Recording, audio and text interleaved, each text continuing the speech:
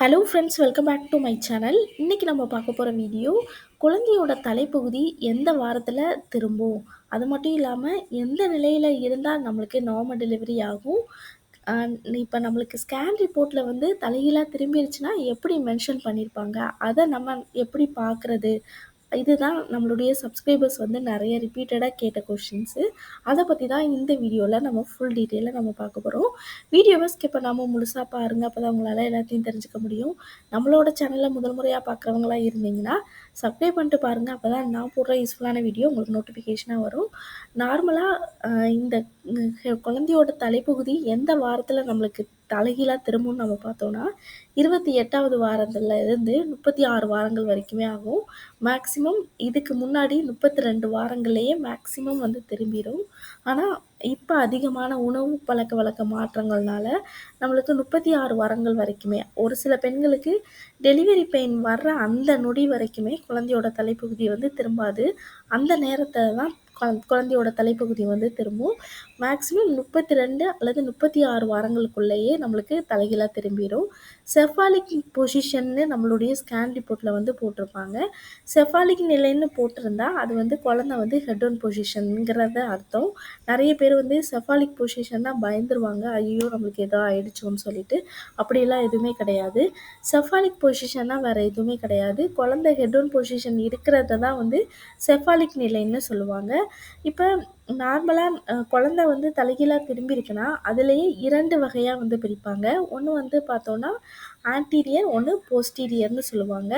Occupied anterior, occupied போஸ்டீரியர்னு சொல்லுவாங்க.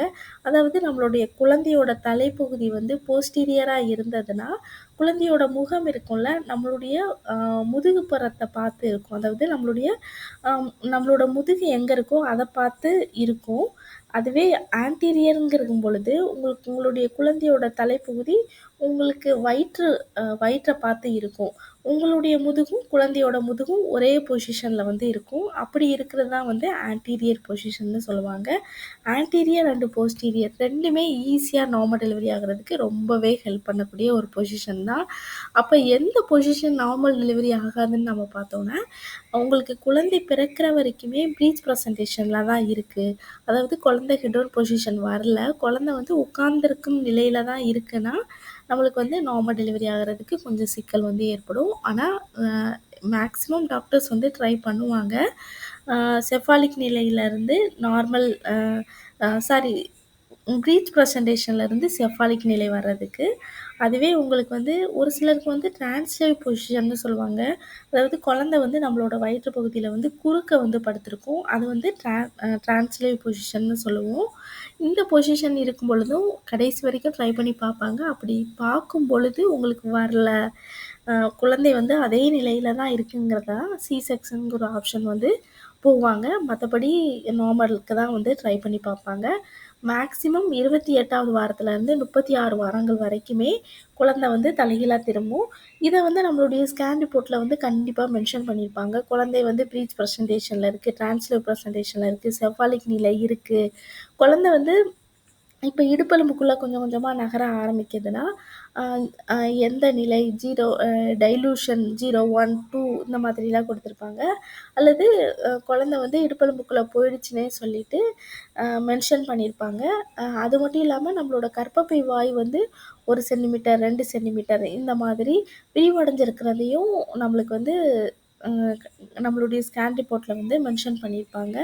So இது எல்லாமே நீங்கள் கண்டிப்பாக பார்க்கணும். அப்படி பார்க்கும்பொழுது தான் குழந்தையோட எடை மென்ஷன் பண்ணியிருப்பாங்க, குழந்தையோட இதய துடிப்பு, குழந்தை வந்து ஆன்டீரியரில் இருக்கா, போஸ்டீரியரில் இருக்கா, அது மட்டும் இல்லாமல் செஃபாலிக் நிலையில் இருக்கா, ப்ரீச் ப்ரெசன்டேஷனா, டிரான்ஸ்லேவ் ப்ரெசன்டேஷனா, எல்லாமே வந்து அந்த ஸ்கேன் ரிப்போர்ட்டில் வந்து மென்ஷன் பண்ணியிருப்பாங்க.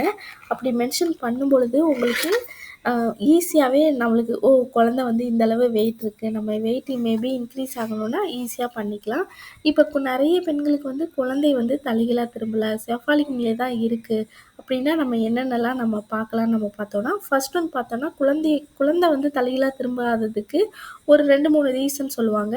தண்ணியோட அளவு, பனிக்கூடத்தோட நீரோட அளவு ரொம்ப கம்மியாக இருந்தால் கூட குழந்தை வந்து தலைகீழாக திரும்புறதுக்கு ரொம்ப சிரமப்படும்னு சொல்லுவாங்க. நம்மளுக்கு நிறைய தண்ணீர் குடிக்கணும்.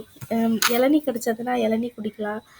பழங்கள வந்து அப்படியே கடிச்சு சாப்பிட்றது, இப்படி எல்லாமே. அது மட்டும் இல்லாம நீர்ச்சத்து இருக்கிற காய்கறிகள்னு சொல்லுவாங்க. புடலங்கா, பூசணிக்காய், இந்த மாதிரியான வெள்ளரிக்காய், இந்த மாதிரியான சுரக்காய், நீர்ச்சத்துள்ள காய்கறிகள சாப்பிடும்பொழுது நம்மளுக்கு ஈஸியா நீரோட அளவு அதிகரிக்கும்னு சொல்லுவாங்க. அது மட்டும் இல்லாம இப்போ ஒரே நிலையிலேயே, அதாவது ஒரு சிலர் வந்து உட்காந்துக்கிட்டே இருப்பாங்க. அப்படி இருக்கும் பொழுது கூட குழந்தை வந்து ஹெட் ஒன் பொசிஷன் வராதுன்னு சொல்லுவாங்க. மேபி மத்தபடி வேற ஏதாவது கிரிட்டிக்கலா இருந்தது, இல்ல வேற வேற ரீசன்னால இருக்குதுன்னா டாக்டர்ஸ் வந்து கண்டிப்பா சொல்லுவாங்க. இந்த மாதிரி ரீசன்னா உங்களுக்கு நல்லா ஹெல்தியான உணவு எடுத்துக்க சொல்லுவாங்க. அதுக்கேத்த டேப்லெட்ஸ், மெடிசின்ஸ் வந்து குடுப்பாங்க. அத கண்டிப்பா ஃபாலோ பண்ணுங்க. நார்மலா ஹெட் ஒன் பொசிஷன் வர்றதுக்கு நல்லா வாக்கிங் போகலாம். பட்டர்ஃப்ளை யோகா பண்ணலாம். அம் அ இந்த இத நம்ம ஃபாலோ பண்ணாலே போதும். நம்மளுக்கு ஈஸியா நார்மல் டெலிவரி ஆகுறதுக்கு ரொம்பவே ஹெல்ப் பண்ணும். இப்ப ஹெட் ஒன் பொசிஷன் வரலயே நம்ம வருத்தப்படணும்னு தேவையே கிடையாது. கடைசி நொடியில கூட நெறைய பெண்களுக்கு ஹெட் ஒன் பொசிஷன் வந்து குழந்தை வந்து வந்திருக்கு. நீங்க குழந்தை கூட அதிகமா பேசிக்கிட்டே இருங்க. அ தலைகீழா திரும்பி பாப்பா, உங்களுக்கு பிடித்த பெயர்கள வச்சு சொல்லும்பொழுது, "திரும்பிரு, அம்மாவுக்கு சிரமப்படுத்தாத." இந்த மாதிரி பேசும்பொழுது அது இன்னும் அதோட உணர்ச்சிகள் வந்து ரொம்ப அதிகமாகும்னு சொல்லுவாங்க. உங்களுக்கு ஈஸியா குழந்தை ஹெட் ஒன் பொசிஷன் ஆகும்னு சொல்லுவாங்க. ஸோ நீங்க பேசுற ஒவ்வொரு வார்த்தையும் குழந்தையால நல்லாவே கேட்க முடியும். குழந்தை வந்து நல்லாவே வந்து அம்மா இது சொல்றாங்கங்கிறத நல்லா அதால உணர முடியும்னு சொல்லுவாங்க. 6, 7 மாதங்கள்ல நீங்க அழுகும்பொழுது குழந்தையாலேயே அந்த அழுகைய வந்து உணர முடியும். வெளியில நடக்கிறதையும் வந்து அதால ஃபீல் பண்ண முடியும்னு சொல்லுவாங்க. ஸோ ஓகே ஃப்ரெண்ட்ஸ், இந்த வீடியோ உங்களுக்கு ரொம்பவே யூஸ்ஃபுல்லா இருக்கும்னு நெனைக்கிறேன். இந்த வீடியோ பிடிச்சிருந்ததுன்னா லைக் பண்ணுங்க, ஷேர் பண்ணுங்க, கமெண்ட் பண்ணுங்க. மறக்காம சப்ஸ்கிரைப் பண்ணிடுங்க.